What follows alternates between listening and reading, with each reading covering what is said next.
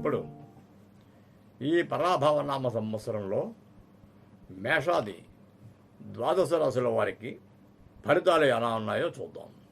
రాశివారు చిత్త 2-3-4 పాదములు గలవారు, స్వాతి 1-2-3-4 పాదముల వారు, విశాఖ 1-2 పాదముల వారు, రా రి రు రే రో తా తి తు తే ఈ అక్షరములతో మొదలయ్యే పేర్ల వారు ఈ రాశిలోనికి వస్తారు. ఈ సంవత్సరము వీరి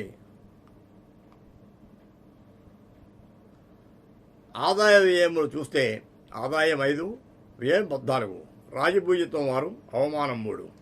ఈ రాశి వారికి గురుడు మే నెలాఖరు వరకు భాగ్యస్థానం ముందు రజతమూర్తిగా ఆర్థిక వృద్ధి సమాజంలో గుర్తింపు, చేసే పనిలో గుర్తింపు, ప్రజా గౌరవము పొందుతారు.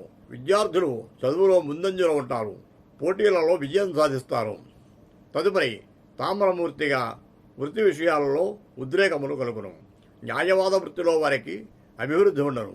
మరియు మధ్య మధ్య రాజకీయపరమైన జీవితంలో ఆందోళనలు, వ్యతిరేకతలు కలుగును. ఉద్యోగులకు వేతన విషయాల్లో నిరాశ, నిస్పృహలు, రుణబాధలు కలుగును. దూర ప్రయాణములు చేయవారు జాగరూకతతో ఉండవలెను. శనేశ్వరునికి షష్ఠస్థితి అత్యంత అనుకూలము. శుభకార్య నిర్వహణ, స్థిరాస్తుల వృద్ధి చెందుట, ధనధాన్య లాభములు, వృత్తి వ్యాపారాలు, ఉద్యోగమందు క్రమశిక్షణతో ఉండుట, ఆరోగ్యముపై శ్రద్ధ వహించుట, అనుకున్న పనులు సాధించుట, విదేశయానం, తద్వారా ధనలాభము, రుణములు తీర్చివేయట జరగవు. కిరాణా, కూరగాయలు వ్యాపారస్తులకు అధిక లాభములు. నిర్మాణ రంగం, ఇనుము, గ్రానైటు, కలప వ్యాపారులకు ఆశించిన లాభములు కలుగును. శని ఉత్తరాభాద్ర, రేవతి ఈ నక్షత్రములలో అనగా మే, జూన్, జూలై నెలలలో ఓర్పు, సహనం, జాగరూకతతో ధనములు ఖర్చు చేయుట, ఆరోగ్య విషయములలో శ్రద్ధ చూపుట, శాంతము వహించుట, ప్రయాణములు వాయిదా వేయుట అవసరము.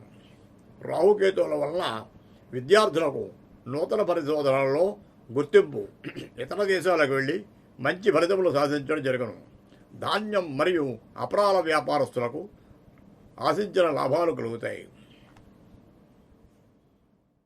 స్వస్తి ప్రియాప్య పరిపాలయంతాం న్యాయేన మార్గేణ వ్రతం మహేతః గోబ్రాహ్మణేభ్యః సోమస్తు నిత్యం లోకాః సమస్తాః సుఖినో భవంతు.